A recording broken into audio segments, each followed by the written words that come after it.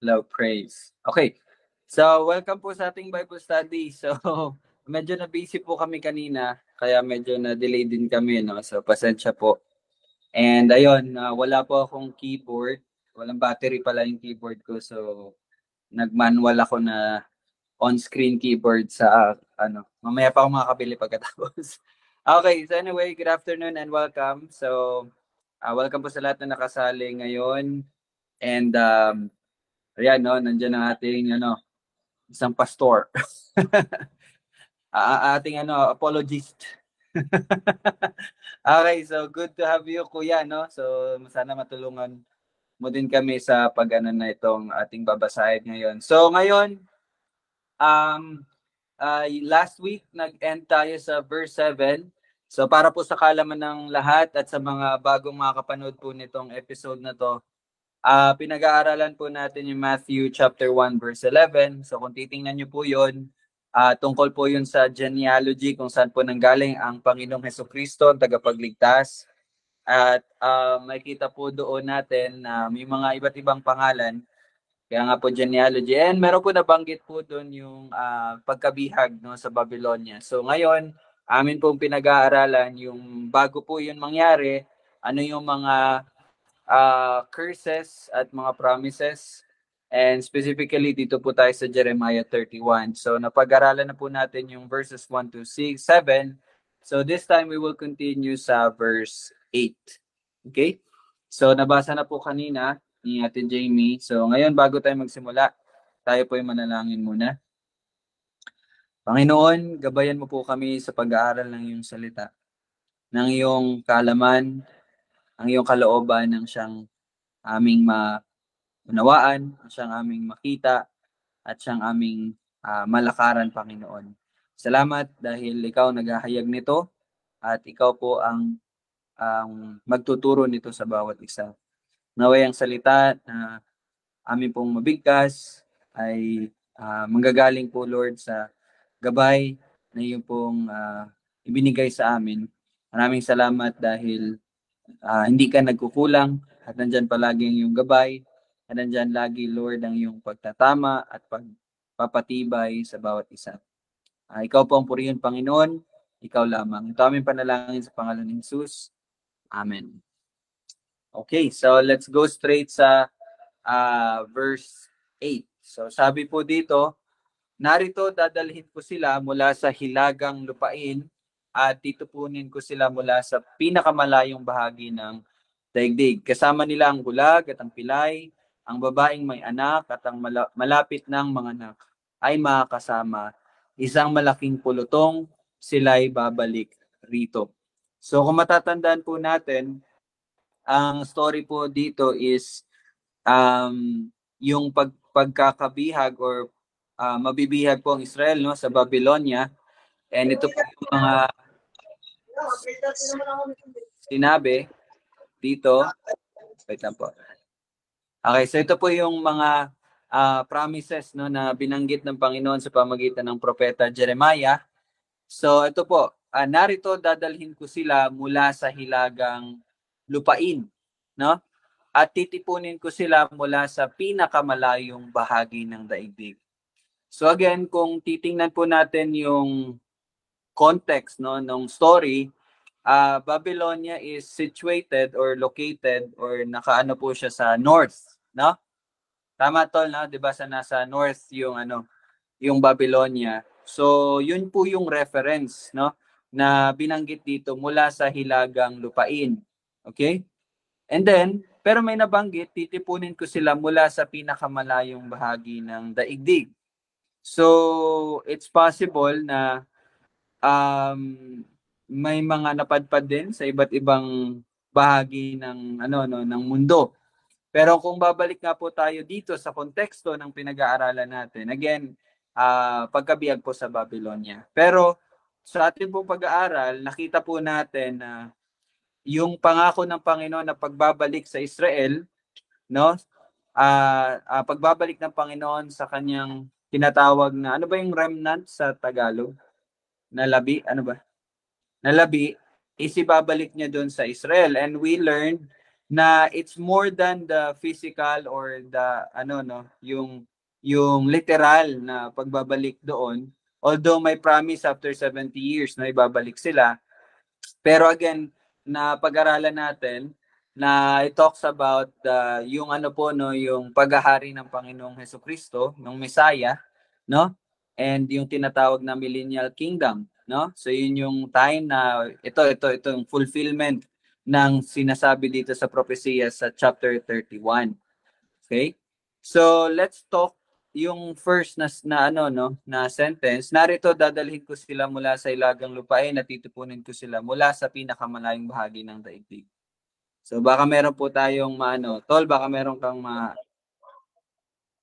Sige, so yun yung unang sentence, yung 31, 8A, So diyan nabanggit nga yung sabi ni Ryle na hilagang lupain. So it talks about yung Babylonia nga. At alam naman po natin na bagaman ang Babylonia ay sumakop sa Israel, ito ay kagagawan ng Panginoon. So wala po talaga tayong ibang masisisi, no? Wala po talaga tayong ibang kumbaga lahat na nangyayari ay kagagawan ng Panginoon. Kumbaga hindi natin to masisisi kasi itong mga Israelita, mga pasaway, mga hindi sumusunod, mga sumusuway, So, yes, it is, syempre, oo. There is consequences. Meron po lahat talagang consequence. No? Kaya nga po, ngayon ko natututunan na even in the natural world po, itong mundong ating ginagalawan, lalo yung mga nag-aaral na about science, about kumbaga yung alam niyo yung mga curious minds, makikita po talaga na even lahat ng nakikita, lahat ng mga governing laws sa mundo ay nagpapahayag talaga ng kaluwalhatian ng Panginoon, no? Na tunay na lahat ng action mo ay meron talagang kahihinatnan, no? 'Di ba? Pero hindi po si Newton ang naka-imbento, no? Nandiyan na 'yan simula pa man na bago pa man likhain ang sanlibutan. So 'yun, nabanggit yung hilagang lupain, it represents yung pagkakabihag nga natin. At alam natin na ang Panginoon siya ang may pakana, siya ang may gawa, no, ng kung bakit kinailangan mabihag ng mga Israelita. Ngayon natin nalalaman na tsaka pa lang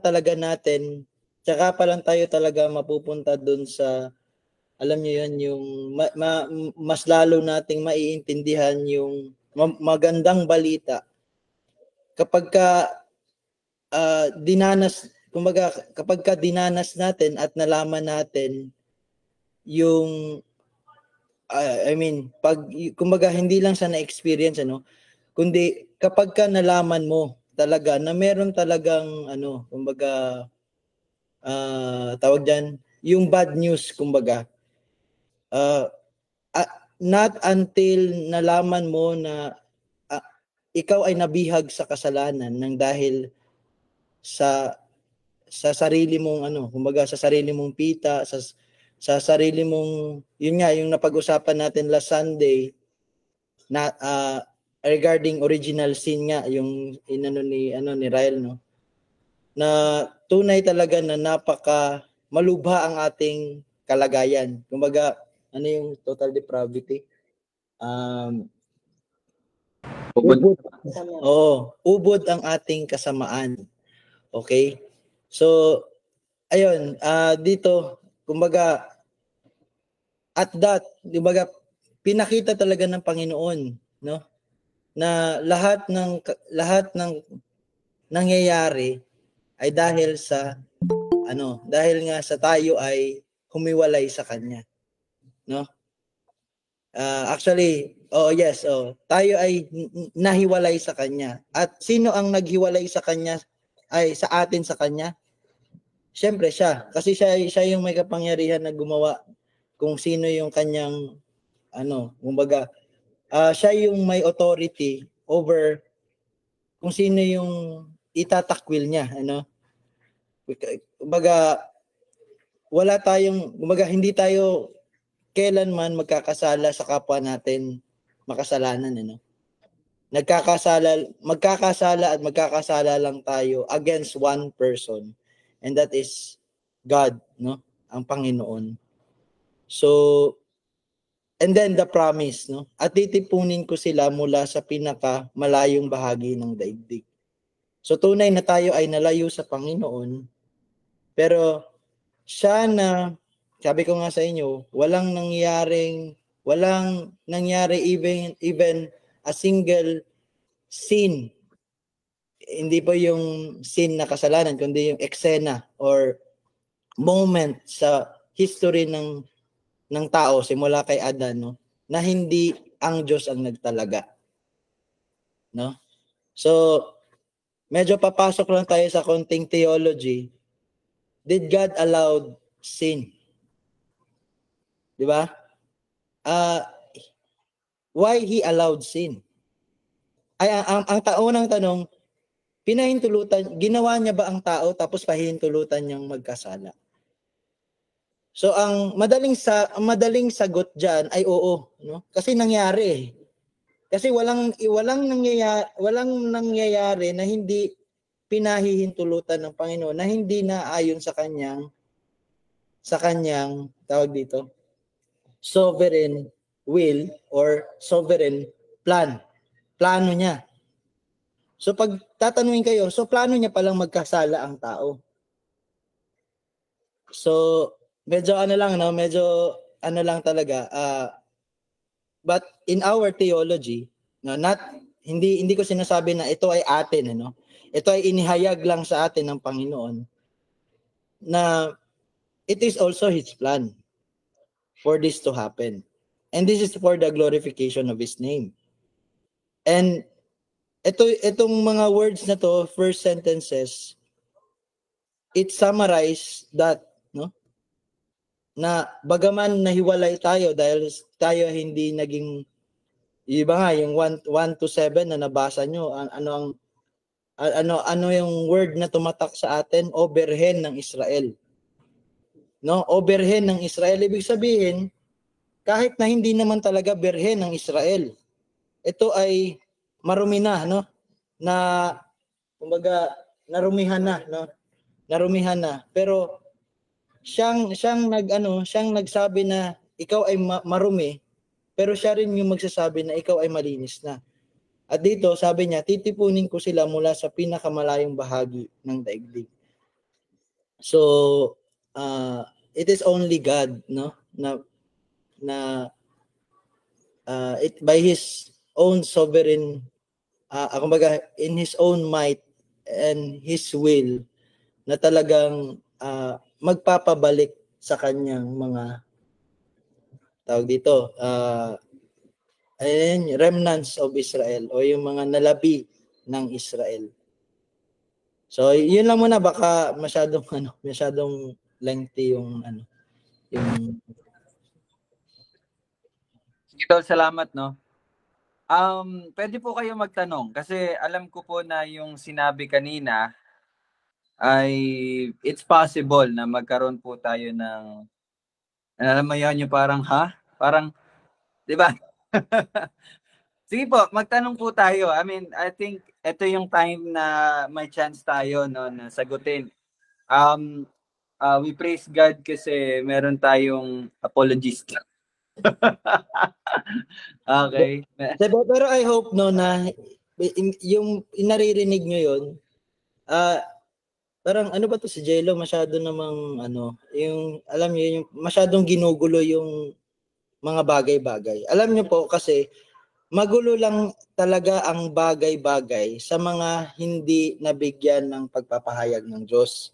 'Di ba? Una Corinto 2:14, 14 to something, 'di ba?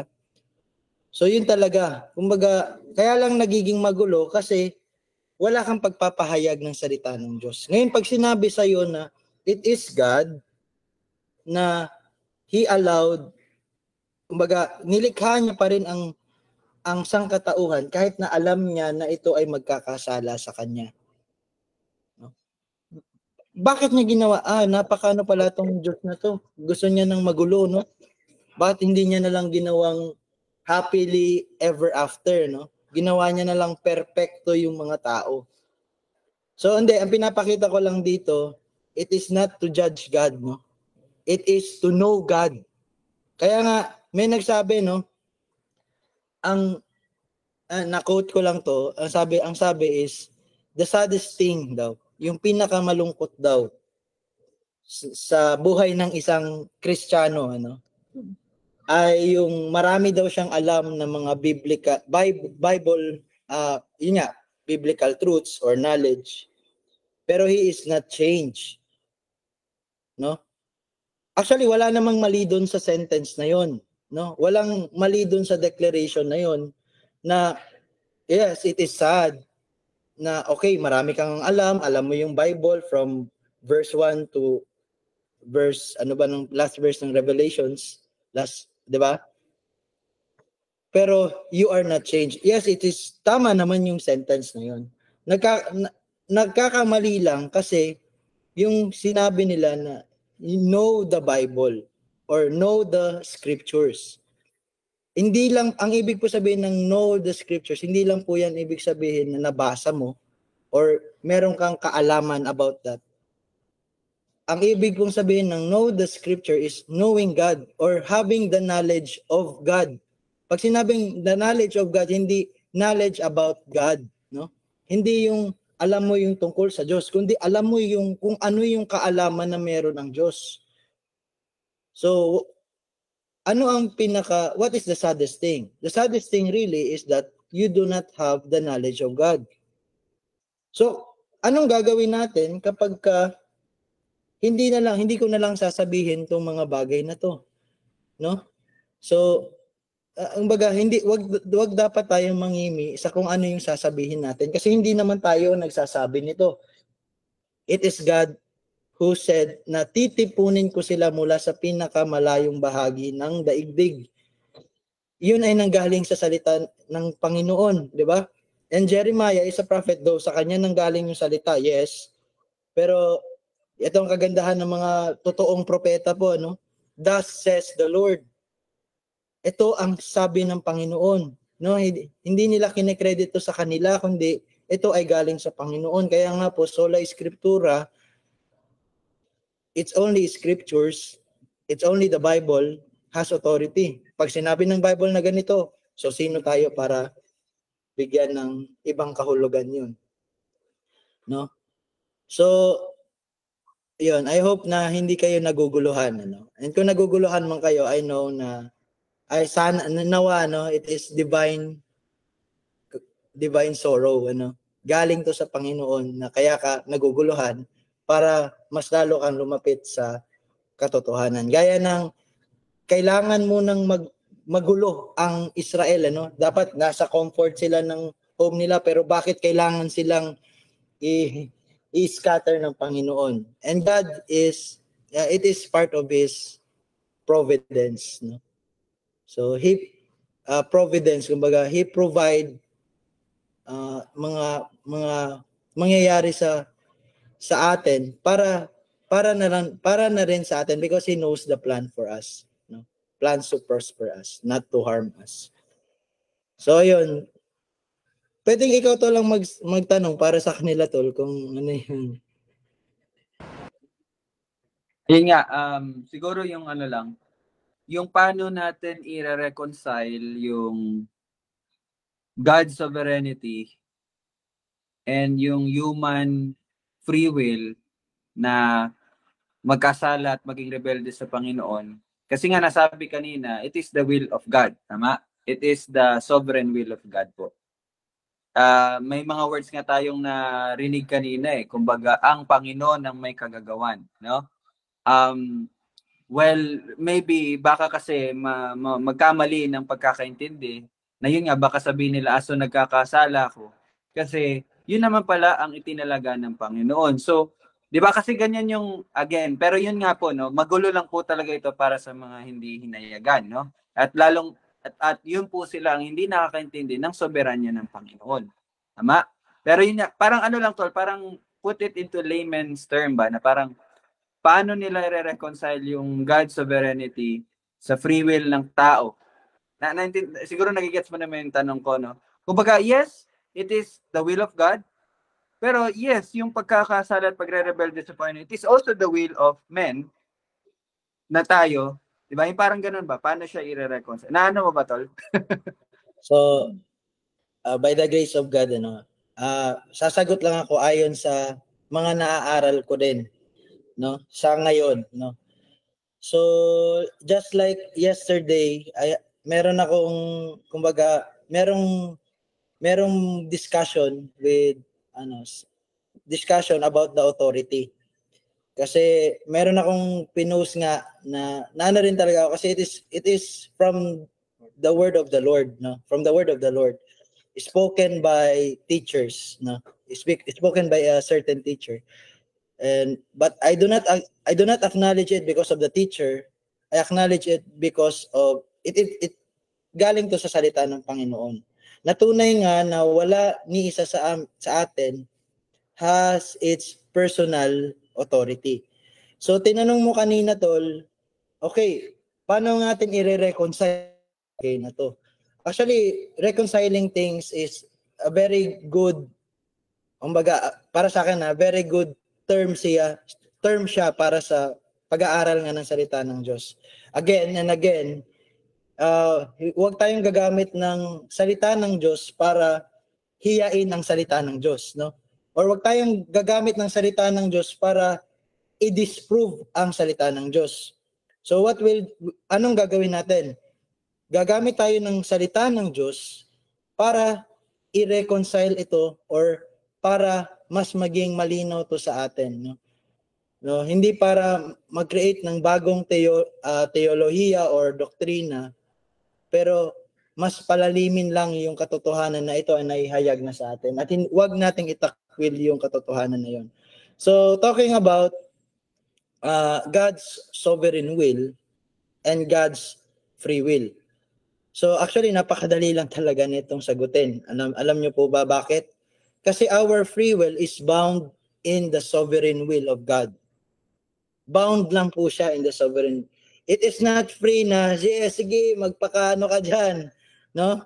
Though, the world will always have its own opinion on things, just like the free will. Sinabi ng Panginoon sa kanyang salita, free will. Pero, the world has its own interpretation, hindi lang dahil siya ay fallen or dahil siya ay bobo, no? Ngayon, nagsasalita ako ng, hindi po yun bad word, no? We are all foolish, no? Bobo po talaga tayo. Hangal, ano? Hangal po talaga tayo. Actually, ano na nga medyo gracious na nga tayo pag sinabing bobo no? Alam niyo po ba kung anong kalagayan natin? Patay po talaga tayo. We have no capacity, And even, yun nga, but, kumbaga, we have this free will, but this is bounded in the sovereign will of God. That's why when Adam and Eve disobeyed God, ano po ang nangyari? Hindi na po sila binigyan ng free will. Bagkus binigyan sila ng tanikala na sila ay parati ng saan na inclined ang tao? He is always inclined away from God. Lahat ng kanyang ginagawa ay taliwas sa kalooban ng Panginoon. So yun lang po yung free will. Yes, hindi si God ang nagdidikta kung itong gagawin mo alauna, 2:00.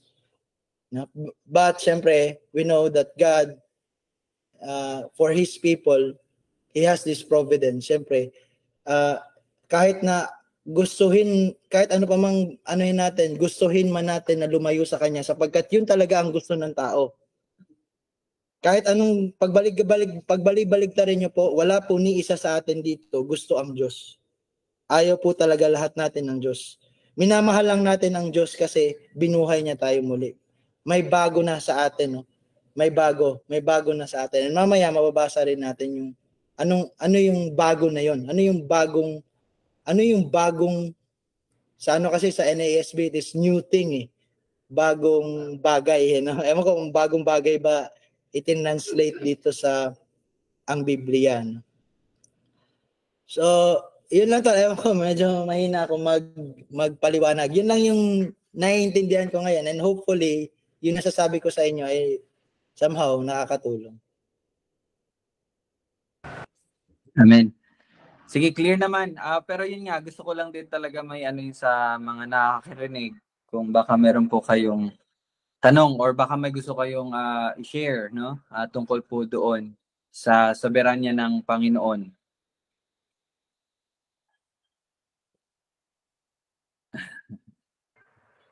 Yan si Daddy.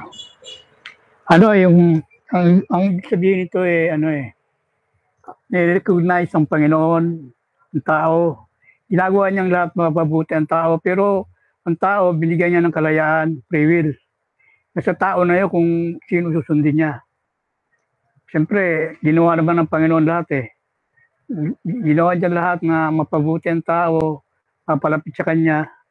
Pero ang tao, iba naman kasi lumalayo eh. Lumalay sa Kanya. Pero tayong lahat ay mahal ng Diyos, ginagawa niya ang lahat na tayo mapabuti. Ang hindi lang pinakikilaman ng Diyos yung kalayaan, yung free will. Yung free will natin, bawat isa merong may tinatawag na kalayaan. Yun ang hindi pinakikilaman ng Diyos, nasa sa tao na yun, kung sino susundin niya. Yun lang may share ko. So, medyo mag-a-add lang ako tungkol dun sa naging comment ni Lolo Myong. So, nasabi doon kasi na hindi pinakikialaman ng Diyos yung kalayaan na meron tayo.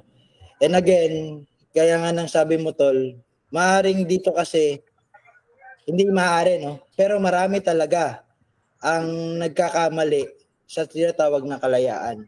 Again, hindi po kalayaan na gumawa ng masama. Again, hindi po kalayaan na wag ibigin ang Panginoon.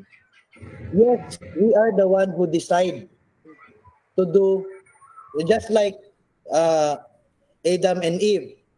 Sila talaga, nung God created them, they are not fallen by yung panahon na yon. But even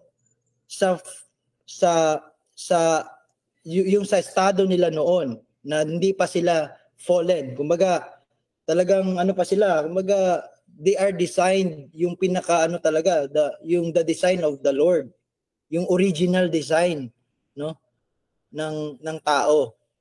Pero even at that time, nalaglag sila. Adam and Eve has the free will.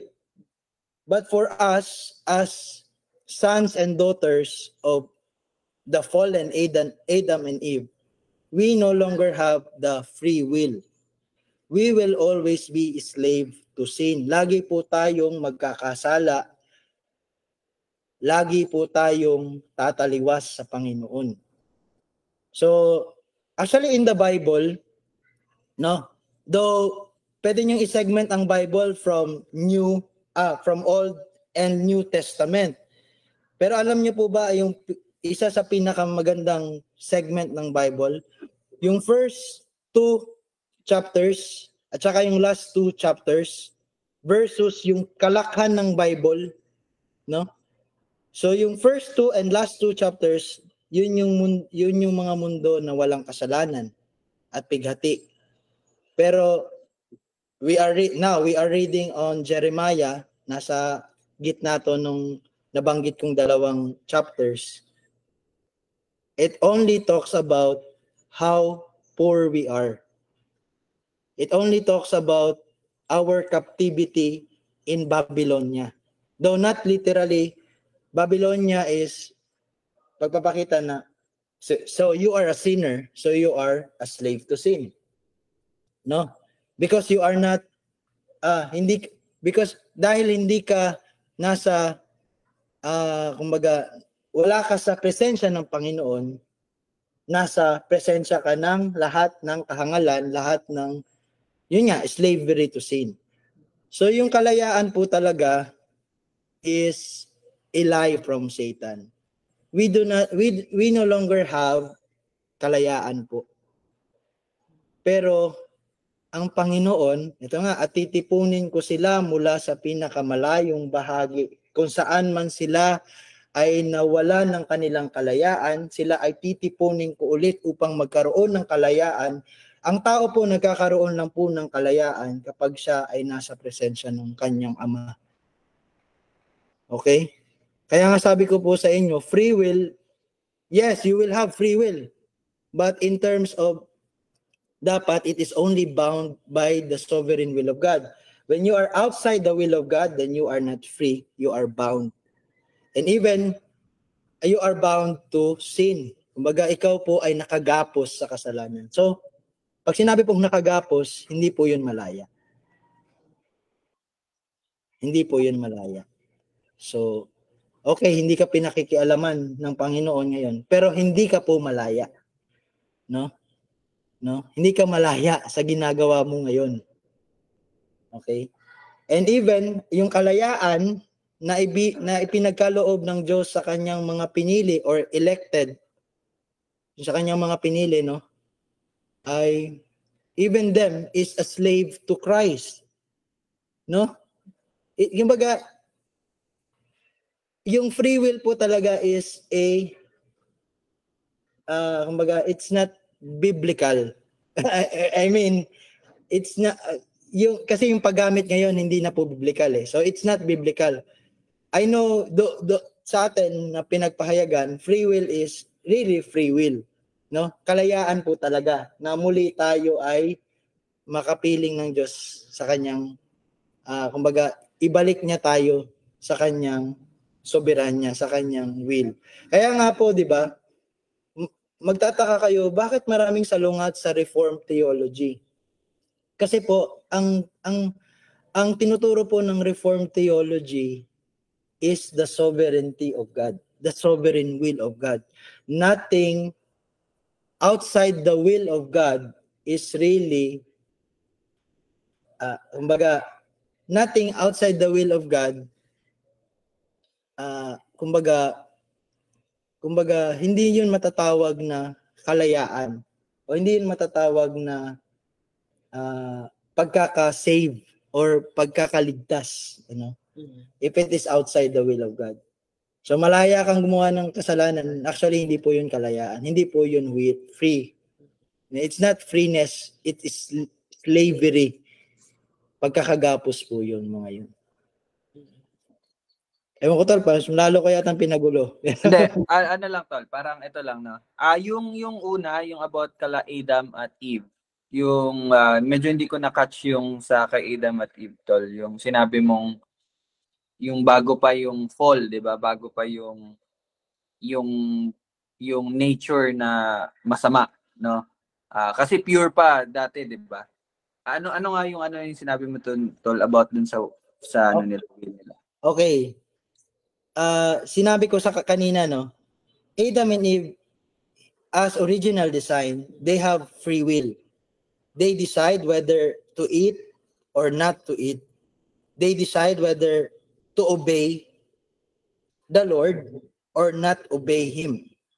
And they decided not to obey the Lord.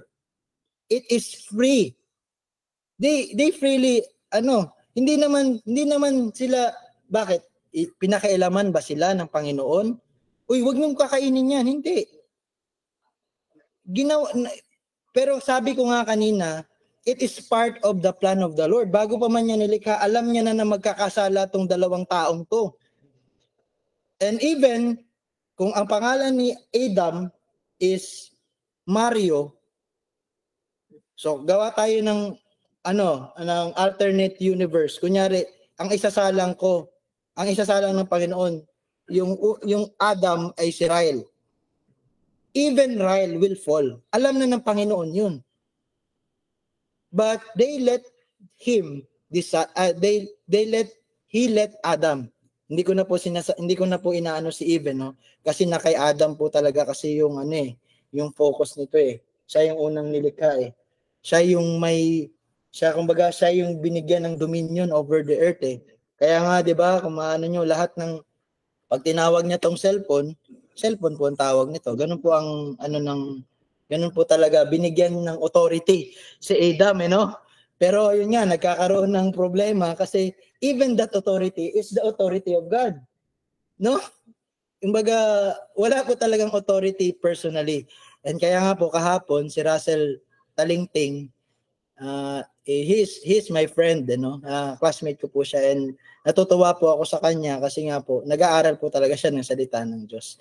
Pero, again, there are things talaga na hindi talaga tama, no? And meron po mga bagay talaga na maiahayag. Hindi ko po sinasabi na tama lahat ng sinasabi ko rin ngayon, no?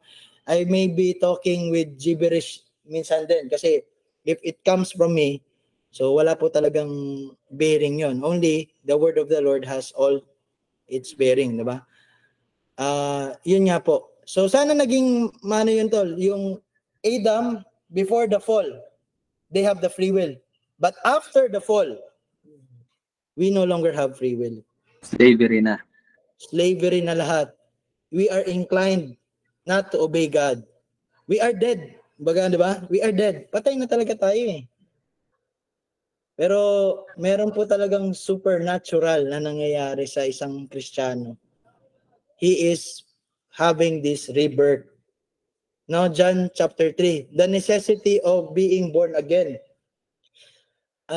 It is necessary for you to be born again bago ka talaga maligtas. Kaya nga po, rebirth precedes faith, no?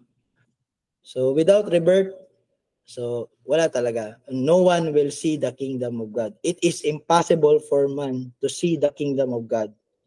And dito, ano yung saan niya muling ibabalik mula sa pinakamalayong bahagi ng daigdig? Sa kingdom. Yun nga, yung messianic kingdom yung sinabi mo nga tol.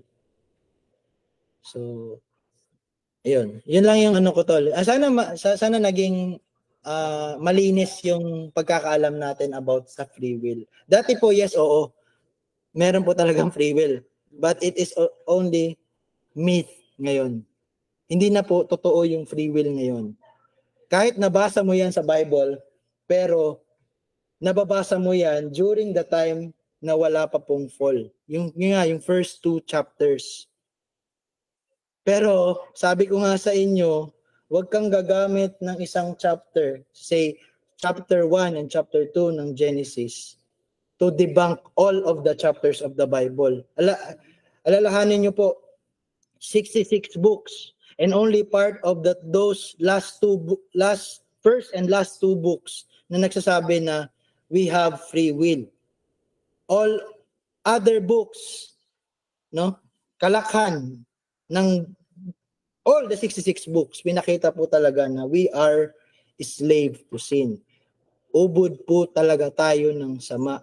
Wala po talaga tayong kakayanan na kumbaga sundin ang Panginoon. Kasi our will is not to obey God. Yun po talaga parate, no? Romans 3, napakaklaro. 3:10 and 11. Napakaklaro po nun. Sana po, yun. Maniwala po tayo sa salita ng Diyos. Tol, parang may si Tito Bong ata. May kanina, hindi lang napansin ni Kuya. Tito Bong, may ka po ba? Hindi, yun tama, naliwanagan ko kasi doon kasi nagiging magulo eh. Yung sinabi nga ni Kuya Miyong, sabi ko nga, ano ba talaga ang batayan ng Diyos sa pagpili upang maligtas ka? Ano ba talaga yung batayan? Yung naipaliwanag nga, hindi doon sa kapasyahan ng tao, kundi yung kapasyahan ng soberano ng Diyos na yun talaga. Hindi kasi kung sa kapasyahan natin wala, hindi talaga eh. Yan. Tinanong ko lang, ano ba talaga yung batayan ng pagpili ng Diyos para sa pagpili niya sa atin para tayo maligtas. Yeah. Yes, Tito Bong, Tol, napakaganda. Actually, yung sinabi ni Tito Bong, mas malinaw pa yun sa explanation ko eh. Ngayon, napakaganda no, na nasa bibig na ng mga tatay natin yung gospel. No?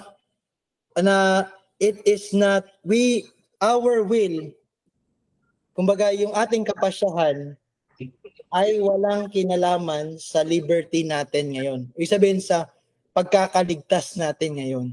Wala po talaga, kumbaga hindi talaga tayo kailanman maliligtas natin yung sarili natin. Kung hindi pinasya ng Diyos na maligtas ka, wala talaga tayo. Kaya nga, di ba, sabi ni R.C. Sproul, kung hindi kumilos ang Panginoon, lahat tayo ay nasa kapahamakan. So, and yun nga, yung sinare ko nga, no, ano yung nagsasabi na we have authority or meron tayong kalayaan na magpasya kung susundin natin o hindi susundin ng Panginoon? Ano po yun ang tawag? Ano po ang tawag sa mga taong ganun? They are arrogant. Bakit sino ka para magdikta? Sino ka para magkaroon ng sarili mong pasya? No? You are stripped of your pagpapasya the moment that you have been separated with God. Your sin have separated you from your God. And that sin is original. Hindi po yan yung first sin, no, of disobeying, but sin that is original. So it originates from man. It does not originate from God. Kasi pag sinabi mo it originates from God, so God is a sinner. So how could Jesus Christ, God, save sinners? Di ba? And again, magulo lang to sa mga hindi nakakaunawa. So, sino man sa inyo ang may pandinig, ito'y pakinggan ninyo. So, yun yung laging sinasabi ng Panginoong Hesus sa atin. Di ba? So, sana malinaw. Nasa atin. Sige. Okay. Sige. Praise God, no? Praise God sa topic ngayon. Yun po, napaka-importante na maintindihan natin yung free will. Ito medyo summarize ko lang po konti. Ito no, yung free will po no is nandun po iyon. Again, sa na-share po ni Kuya kanina, sa time no ni Adam at Eve, no, bago pa man ang pagkakasala. So, makita naman natin at mababasa natin doon, di ba? May free will sila to decide kung ito bang tama or magandang gagawin nila or itong hindi nila susundin ng Panginoon. Yun po yung free will, no?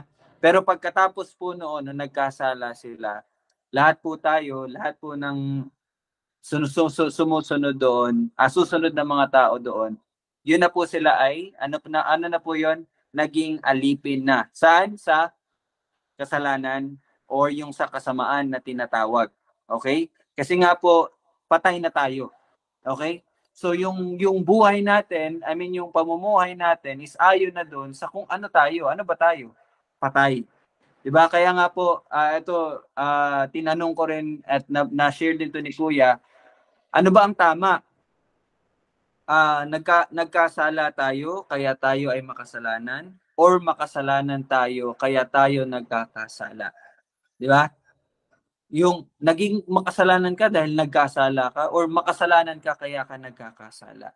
So, doon niyo po makikita yung kung saan na po tayo ano tawag diyan, yung saan tayo na sa Tagalog slave na naging alipin, no?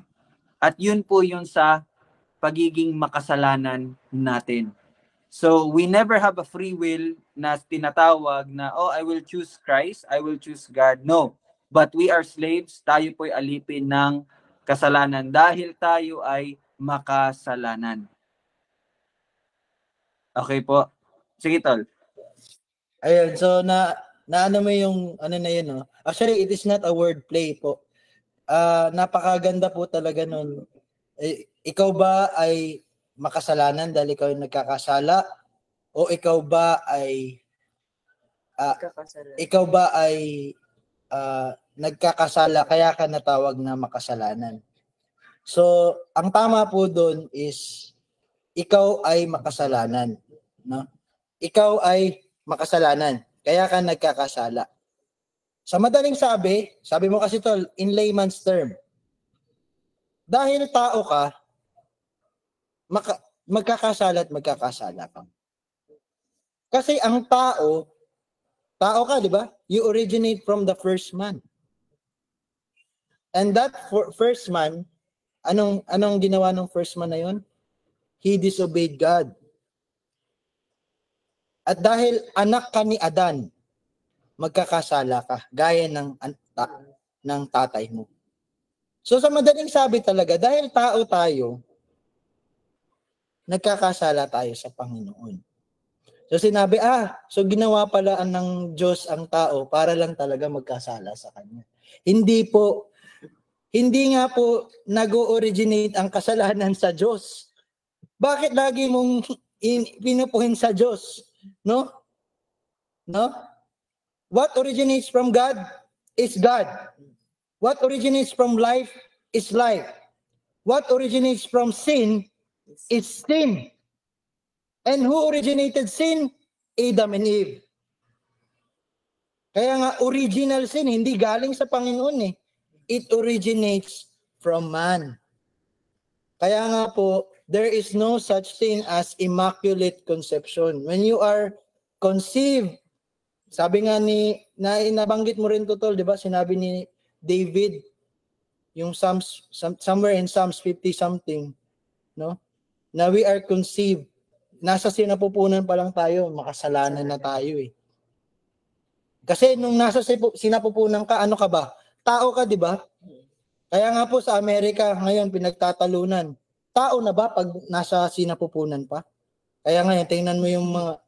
You see how foolish we have become because we are fallen. Na hindi na natin napaka-advance na ng teknolohiya pero hindi natin ma-decide kung tao na ba yung egg cell tsaka yung sperm cell na nag-unite. Tao po yun. Bakit? Hindi dahil sinabi ng Diyos sa Psalms, sa kanyang scripture. When you are conceived, you are already a sinner. And why are you a sinner? Because you are not God. You are man who freely wills to disobey his creator. So yun lang po yung time na may free will. Ngayon wala na po yun. History na lang po yung free will. Wala na pong free will. Lahat po tayo nakagapos eh. Kaya nga po kung hindi mo malalaman na nakagapos ka, the gospel cannot be, hindi talaga maipapayag sa isang tao na walang pagsisisi. Kaya nga po, ano ang sinisigaw ng forerunner ni Jesus Christ, being John the Baptist? No? Baptism in water. Ang ibig po sabihin ng baptism in water, repentance from sin. Kasi doon po lahat nanggagaling eh. Ngayon, kung hindi mo alam na makasalanan ka pala, so there is no repentance. Kasi hindi mo nga alam na yung nature mo is you are a sinner. Lagi mong sinasabi dahil hindi dahil you are Arminian in your theology, but because you are fallen in your nature. Kaya mo talaga nasasabi na, hindi naman ako makasalanan, mabuti naman ako eh. Kaya nga, pag malaliligtas ako nagdi-decide na maligtas ako. And that is the false gospel. Kaya nga po, talagang maninira kami kasi anong sabi ng salita ng Diyos? Sisirain yung mga nasa itaas. Kaya ngayon kung sinasabi mo sa congregation mo na yung faith ay nagmumula sa tao, sisirain kita. Hindi ako, kundi bilang pinagpahayagan ng Diyos. Bilang binigyan niya ng authority niya, hindi ng authority na nanggagaling sa akin. Kaya nga po, 'di ba, meron talagang guguluhin lang talaga yung gospel. Kahit you presented this as good, pag sinabi kong pinresent mo yung gospel according to the words of God in His scripture, talaga ang ginamit mo pa na reference is yung word for word, being NASB pa yung ginamit mo, papasukan ka ng NIV. Para lang talaga guluhin. 'Di ba? So yung mga ganun po talaga, hindi po yung talaga nakakaunawa ng gospel. Kasi the gospel is to reform you back to the ano ba talaga ang design ng Panginoon. Na we must be under His sovereign will. Hindi po sinasabi na to obey Him, to obey Him, to obey Him. Pag ganyan pong sinasabi, that is legalism. Obey, obey, obey. Kaya ka hindi pinagpapala kasi hindi ka nag-o-obey. Again, no one can obey God. It is God who obeys God. Jesus Christ. Kaya nga po, kailangan ng Jesus Christ eh. Eh kung pwede lang pala mag-obey tayo para maligtas tayo, bakit pa nagkatawang tao ang Diyos? Hindi yun naiintindihan ng mga natural na tao. Pero ikaw, kung naririnig mo yun, then, blessed are you, brothers, ano? Brethren. Kasi naiintindihan mo na yun ngayon. Dati hindi ko rin maintindihan yun, to be honest. But because of the rebirth, kaya ngayon naniniwala na talaga ako sa rebirth kasi nabuhay ako eh. Hindi na lang siya terminology sa akin na born again. Born again Christian kasi hindi na worldly yung sinasayaw. Pero pag tiningnan mo yung mga moves, worldly na worldly, di ba? Okay. So sige, ayan, yan lang, ano lang yun, joke lang yun. Sige. Tol, para may ano si Daddy. Kanina pa nakaganon eh. Parang may... Sige. Maliban na sabihin natin na ang tao pinili niya. No? Kaya lang, merong tao na parang hindi na bago. Hindi siya... Sabi mo nga, di ba kanina, alam niya lahat yung sa Biblia. Pero, ano nga yung sinabi mo? Okay. Yun. Okay. Parang nagigets ko si Daddy, no? Yung alam niya yung nasa Biblia. Kaso nga po, okay, alam natin yung nasa Biblia, nababasa natin yan. Pero kung yung pagkakaalam natin ay nagmumula sa atin, hindi po kaalaman yun. Foolishness yun. No? So, ano yung, bakit ko nasabi yun? Again, hindi ko to sinasabi dahil, para lang maging witty ako sa pananaw niya, no? Kasi nabasa ko to sa salita ng Diyos. Ang sabi niya, ang katalinuhan ng tao ay kahangalan sa Diyos. So, ibig sabihin, wala talagang katalinuhan ng tao. Kaya kahit alam mo ang Bible from Genesis 1 to Revelation 20, Revelations 20 something, it does not mean that you are born again unless you have the knowledge of God. And who imparts the knowledge of God? Only Him. By what premise? By His sovereign will. Pinili niya na ikaw ay pagpahayagan, kaya ka nahayagan. So you see how beautiful sovereignty is? Hindi ka na magde-decide kasi in the first place, no one can decide for himself kasi we are slave. We are dead. And no dead man decides. Dead man, anong ginagawa ng dead man? Nothing. He is dead. And God, our Father, He decided na ipanganak tayo. Bakit? Ako, nag-decide ba ako na iluwal ako ni Rinsita? Hindi. No? Pero, again, that is natural, generational, na pagkaka-descend ko sa kanila. Pero ang napakaganda po, yung rebirth, yung pagiging born again natin, who decided? It is God the Father who decided. So without the sovereignty of God, without His sovereign will to save some, no one will be saved. So grabe yung pagpapasalamat dun sa pinagpahayagan ng mga bagay na ito. Nagets mo na, Dad. Sige, critical to sa akin. Hindi, Dad. Kumbaga, Sige. sige. Di ba, yung sa 2 Corinthians 5:5 na ang naghanda lahat ng ito ay ang Diyos. Tapos, binigyan niya ng, binigay niya yung Espiritu, banal na Espiritu, Espiritu Santo. bilang paunang bayad. So, yun, binigay lang yun, ibig sabihin, yun yung mga taong pinili. No? Oo, yun nga yun. So, ang tanong, Hindi, parang ang tanong ni Daddy, kasi it's possible ba na meron daw yun nga, nakaano ng salita, tapos hindi pala nababago. Yeah. okay. Ay, ito, ano gusto mo sagot ito? Hindi, Kasi, parang, hindi ako naintindihan, so ikaw na lang. hindi, parang, hindi, Dad, again, maraming tao ang pwedeng magbasa at makaalam no, ng Bible, kung ano na isusulat sa Bible. Pero, yung, sabi nga ni Kuya kanina, kung yun ay pagkakaintindi or kaunawaan lamang na nanggagaling sa tao, yan ay kabubuhan or ano ba, foolishness, no? Pero kung wala kang pagpapahayag ng Panginoon, if you do not have the knowledge of God, so ibig sabihin, in the first place, you don't know the scripture.